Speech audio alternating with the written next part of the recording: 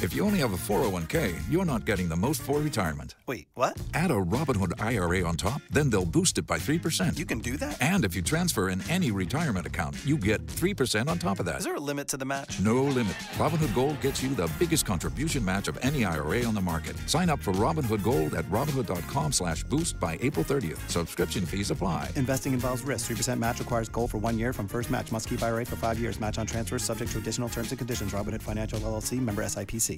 Welcome back, everyone, to the Jester Section Hiker Podcast, your premier podcast with the spotlight on section hikers, and I am your host, Julie Jester Gayheart. You all are in for a treat this week as I share with you a recent episode from a new podcast I am helping produce and edit called Stories That Inspire Us by Hiker Metals.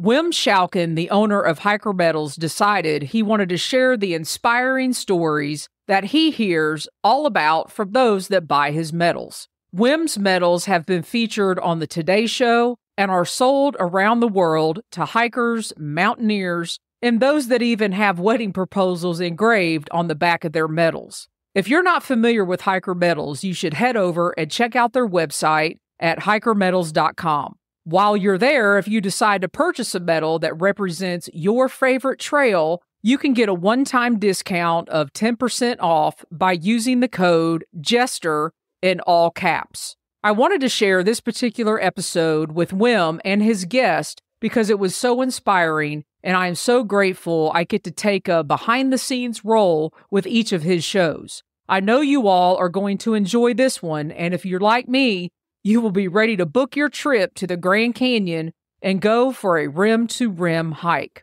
After the episode, be sure to add the podcast Stories That Inspire Us by Hiker Metals to your favorite podcast list. I promise these stories will inspire you. Thanks for joining me this week, and now on to an episode from Stories That Inspire All of Us by Hiker Metals.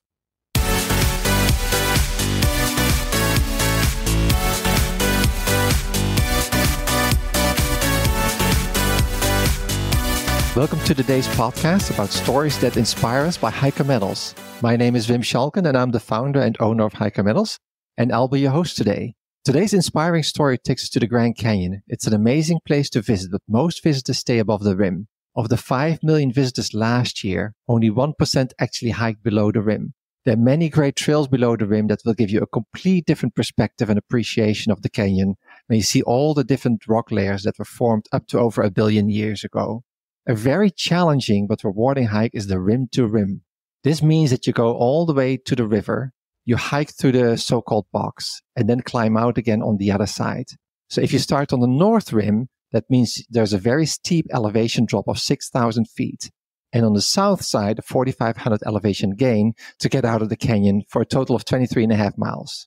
So it's like climbing a mountain in reverse. And the biggest challenge with that is that going down is optional. Going up is mandatory. Today's main guest is actually the world record holder of being the oldest man to hike from rim to rim at the age of 92. So I'm very pleased to welcome Alfredo Aliaga, his daughter Annabelle Buchenau, and his son-in-law Jürgen Buchenau. Thank you all so much for being on the show. So Alfredo, if I may start with you, the man of the hour, a bit of introduction. You were born in Spain. You moved to Germany. You have 2 children. You were married to Ingrid, who unfortunately passed away in 2006 of ALS, and you have 4 grandchildren. Do your grandchildren call you Opa? Yes, they call me Opa. I almost want to call you Opa as well, but I'll leave it with Alfredo for now. But it's so great to have you here. And so you have roots in Germany, roots in Spain, and you have a family living in the US. So where's home for you? I am living officially in Berlin, in the house of my son, who is a medicine in Berlin. But I am very often in Spain, in Madrid, in Zaragoza, and in Granada, where I have families. Annabelle and Jürgen, right? So you both also have roots in Germany and both are professors at UNC Charlotte. Is that where you all met? We did meet in the United States, actually. We met in Chapel Hill, which is not far from Charlotte, where we were both exchange students from Germany. So you came over as an exchange student and then decided to stay? I met Jürgen and he had been here already for 4 years and was in the middle of his PhD. And I was a lowly little undergrad. And he said, oh, if you take graduate classes, it'll be much faster than in Germany. Just do it for 1 year. And now it's been 34. So Jürgen, you are an avid runner and you've hiked the Rim to Rim several times, but you also have run marathons. So how would you compare hiking the Rim to Rim with running a marathon? So they're very similar in that these are long time exercises. Of course, it's different to be in the canyon for 2 or 3 days versus being on the road running for 4 or 5 hours. But I think what they have in common is that you push yourself to your absolute limits. And there are times that you want to give up and where you just have to set one foot in front of the other. The other thing where they're really similar is that as a runner, I'm always really aware of my hydration and nutrition needs. My marathon training has really improved my behavior in the canyon because I know eating and drinking enough can literally save your life. This has been an amazing story, right? So this all happened in October last year and it got so much attention. So it was on social media, on the news. And that's why I'm so appreciative that you all are willing to come on the show today because you've done many of these before. So Alfredo, if I may ask you, had you expected this when you got into this type of reaction? No. I think it is not possible to expect this flow of news in all the media. But I think it have something to say to the people. I think that is very good that it's happened so. Yeah. And it was not just afterwards. It was just even when you did the hike, it looked like everybody knew because it was good that you were not trying to set a time record because everybody wanted to take selfies with you. What was that like? I think Jürgen can answer this question because he was the organizer of this question. Jürgen? So Jürgen, you did all the social media in preparation for the hike itself. Was that the result then that you got so much attention?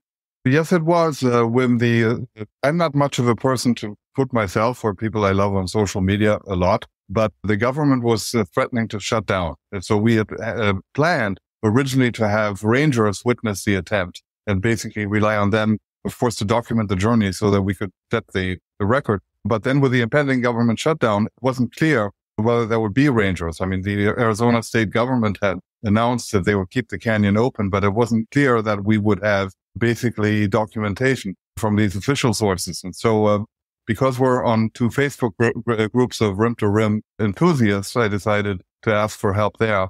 And so the response was overwhelming. There were a lot of people who were, of course, really excited to help this old guy across the canyon. And then one in particular not only volunteered to witness the attempt, but also to walk with us. And he brought his friend. So Julian Coyner and Peter Todd responded to us that way. And from there, of course, we posted and they posted the result. And it's just been an absolutely viral experience, but not one that we had really anticipated initially.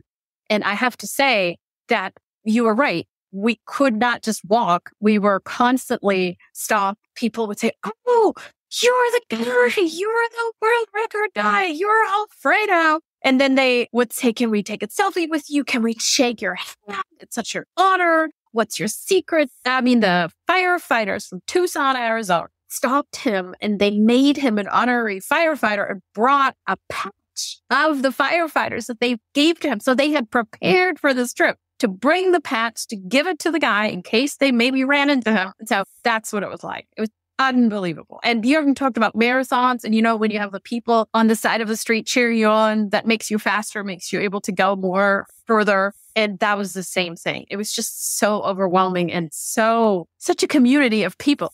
You do have to realize, though, when you go back now, you will have this all the time because people, I think, will recognize you right away. So maybe, Annabelle, for you, right? So how has this been for your family? Oh, my gosh. It's been such an inspiration. It's so much fun. And it's so amazing to see and to learn from my dad, but how to be old, really, and what you can and, you know, what you can do if you try and set your mind to it. And, you know, you need a little bit of planning and all those things. And the other thing is that this overwhelming sense of how amazing the world is and how kind people are. I told you about that response of the people on the trail, but I have to mention you and viewers, please look at behind Vim over there. All the hiker medals. It's hiker medals made by hikers for hikers. And I think that's a key that a hiker, somebody like Wim, clearly understands what a big deal this is. And so he contacted my husband, Jürgen, and said, I want to send you this. And so Jürgen and Wim worked together, and it's engraved on the back, this medal that says in Spanish that he's the oldest man to cross the canyon. And so Jürgen hid it. He didn't tell anyone. And he brought it out in those last seconds when my dad says, we made it. And there's like hundreds of people standing there cheering for him. And so my husband pulls out this medal and puts it around his neck. And it was so amazing to mark that moment, because the World Guinness, you get a certificate, but that comes months later. And there you see the medal. And that was so fun. And so only a hiker like Wim who makes these could understand what it means for a hiker to get something like that. It was kind of, again, like the marathon. You get a medal at the end of a marathon. Yeah, I love hearing that. Thank you so much. And it was indeed, because I saw Jürgen post and I saw that, I couldn't believe it. We've hiked the Grand Canyon, but we took the easy way, right? So on the south side, you go all the way down and you go back up on the same side. Logistically, it's very easy, but you miss a lot of miles that way. It's beautiful, though. It's absolutely gorgeous. So when I heard that Alfredo was going to do this at the age of 92, I couldn't believe it. So Alfredo, back to you, right? So that is quite an adventure. How do you prepare for something like this? I had prepared Spain and in Berlin to walk in a little each day, about 8 miles with the stocks, always with the stocks, 8 miles, but in parts very flat, had no mountains. But each day I have made 8 miles in slowly and 3 hours.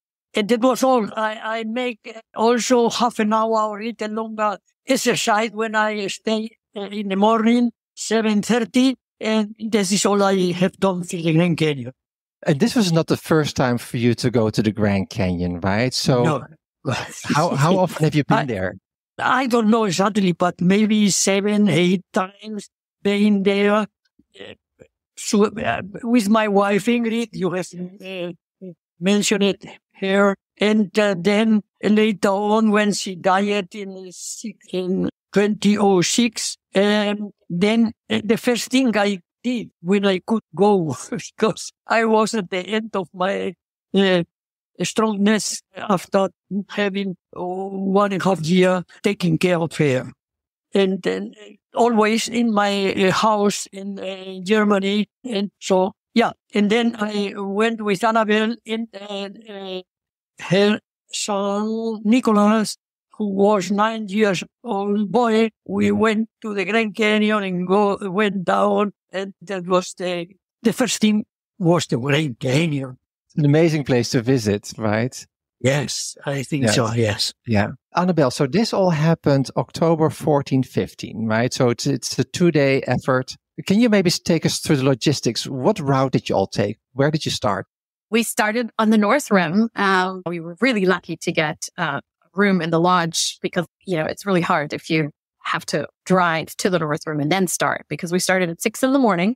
and it took us 11 hours, 15 minutes to Phantom Ranch. So it's, as you mentioned, it's a really, really steep way down until you get to about Cottonwoods. That's the one campground on that side. After about 6 hours, and then you have about 5 more hours of relatively less elevation loss and go through the box. So that was a long day. And then, fortunately, everybody who knows the Grand Canyon at Phantom Ranch, you get lemonade and food and you sleep and you recover some. And then the next morning, we even had breakfast. And then we left at 6 again, and it took us exactly 10 hours. So pretty slow. You go through Havasupai Gardens. So that's where the next campground is. Then you end up on the South Rim, and then you've really made it rim to rim. So it's a total of, actual walking 21 hours and 15 minutes. So the actual hike was that long. And, I think your normal speed is about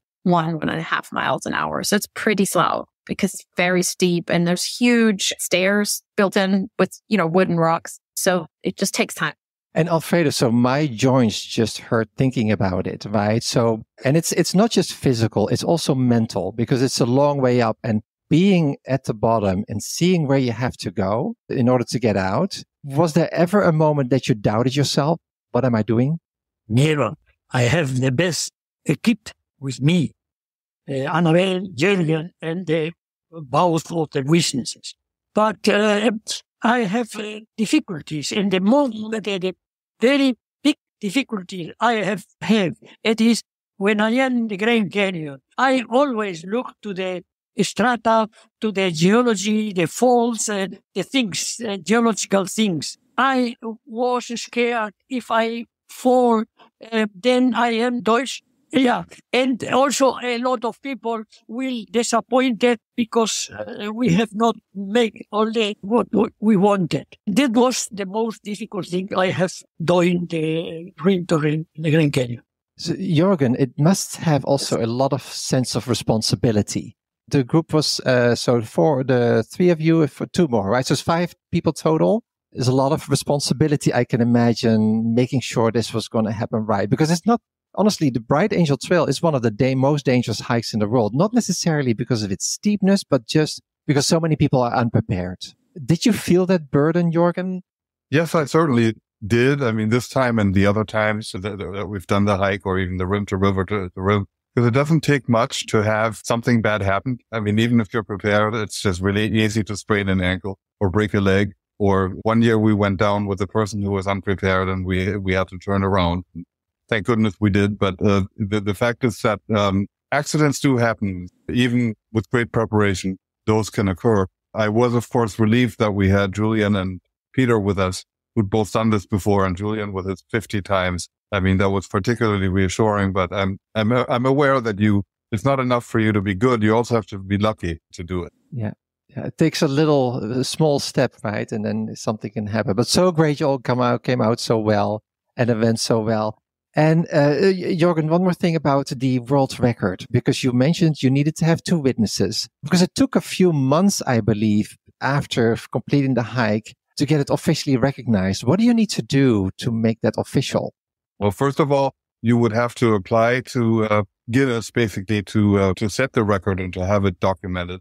And one really needs to apply 90 days before or even previously, because it takes them a long time to get it set up. And the reason why it does is that there's a premium application, which costs a lot of money. That's faster. But basically, if you have the benefit of planning ahead, then you should do it ideally about 6 months out. And of course, they then send you a very lengthy catalog of requirements, and which I downloaded. And Annabelle was the one who was our archivist, the keeper of all the requirements. I think we ended up having a Dropbox bigger than anything I've ever seen in terms of the number of files and data. And then on the back end, of course, they have to review it. And in our case, what we found out about the record pretty quickly, but they actually wanted to do a media story. And so they asked us not to publicize the event. The record had been set until they were able to do it. And so that was the reason why it was a few months before it was officially announced. So the Guinness Book of Records is so impressed they wanted to do a media story about this. That's awesome. Because I remember growing up, right? The Guinness Book of Records was a book that came out annually. And you would get it for your birthday. I don't think the book exists. It's now, of course, it's all online. But it's so much fun to see it. Annabelle? It does exist. It comes out. So for the 2024 book came out in December of 23. And so Alfredo will be in the book that comes out this year, at the end of this year. And you're right. They have this whole online presence and their website and so on. But that physical book that my child had every year when he was growing up still exists. And now Opa is going to be in it. That is awesome. So I hope my wife is listening. So I have my first item for my Christmas list. That is very cool. So Alfredo, you just mentioned, so you are a geologist. So I can imagine the Grand Canyon must be amazing to be there. Is there a spot in the Grand Canyon that is so special to you that we all should pay extra attention to next time we're there? Wim, I admire you a lot, but I don't answer this question. Let the Grand Canyon answer your question. The Grand Canyon talk to to all the people, because there is a world wonder. It is the geology of the Grand Canyon.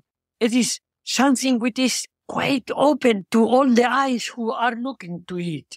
If you are in the Alps and the Pyrenees, under the Himalaya and Nepal, you see almost nothing geological because it's all very complicated. But in the Grand Canyon, you see all the things are in an exposition.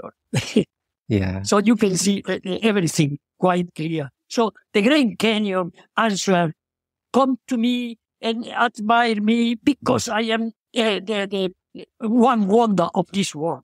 I think you should become a tour guide in the Grand Canyon. That may be another world record you can do. Yes, I don't know. Yeah, you have visited so many places in the world. I know you've been to Machu Picchu, you've been to Everest Base Camp. Yeah. And what is the most special place for you in the world? Grand Canyon. Oh, it is the Grand Canyon. Yeah. And I do want to say, right, so many people visit it, but if you've visited and you have not gone below the rim, then you're missing out. You don't have to go all the way down. You don't have to go rim to rim, but go below the rim and see, experience. It's a different world. Right, Annabelle? Yes. It changes you. It changes your perspective. It changes how you see your daily problems. You just feel so small compared to this unbelievable, overwhelming nature. And so it's worth stepping below the rim. Yeah. Annabelle, so what has it been like for you to see your dad thrive at his age? Well, it's two things. One is, of course, incredible happiness that you have to have a parent who, still loves life like. But then also he's teaching us how to get old, and he's teaching us, okay, you do these things to remain healthy. And if you focus on those things, then you can actually continue doing things. And this, it takes some of that fear of growing old away. It really does. And so it's been a total inspiration. Jürgen, this was an amazing adventure. I believe you just came back from the Grand Canyon. Is there what's next? Is there another plan to go, or maybe to set another record at 93, or what's going to happen?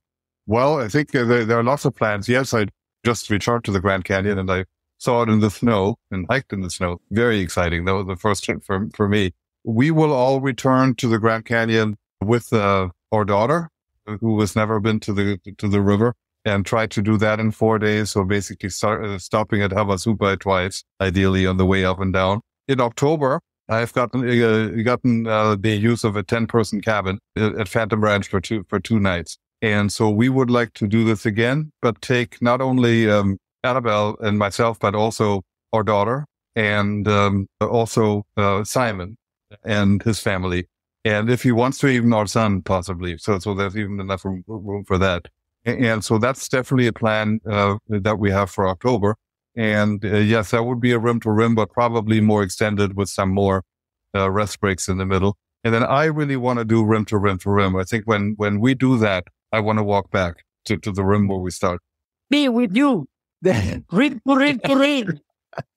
Yeah, come with me. Yeah, you're never too old, clearly. This has been such a special experience. I mean, I was so happy that I knew about it in advance.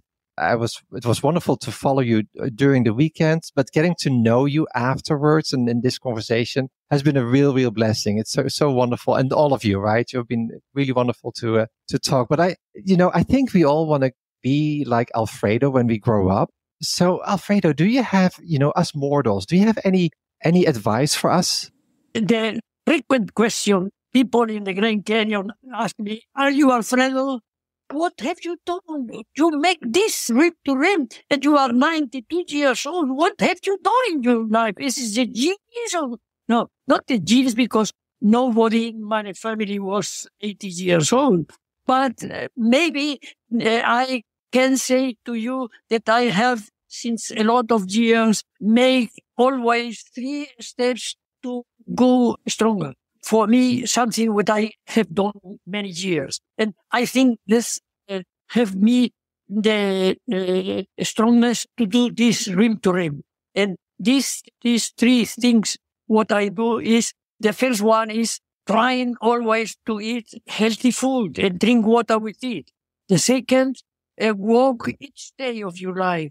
30 minutes is enough, but if you have more time, walk longer. And the third, maybe the most important, is sleep in the dark of the night, always with discipline, the same time to bed and the same time to go out of the bed. I do it 11 o'clock each day, in the morning, 7:30. But to live by. I want to thank all three of you. Thank you so much for being on the podcast today. It was really a true pleasure. We'll keep following you, the adventures, see if there's more world records coming out of this. But just following you is going to be wonderful to stay in touch. Thank you all three so much. I really appreciate it. And that's a wrap for today. Thank you all for watching or listening. We will see you on the trails or in the next podcast.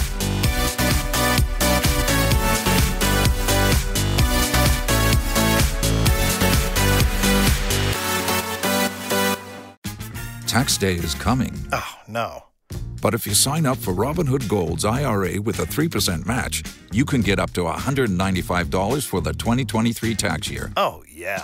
Sign up at Robinhood.com/boost by tax day to get the biggest contribution match on the market. Subscription fees apply. Investing involves risk. 3% match requires gold for 1 year from first match. Must keep IRA for 5 years. Robinhood Financial, LLC, member SIPC.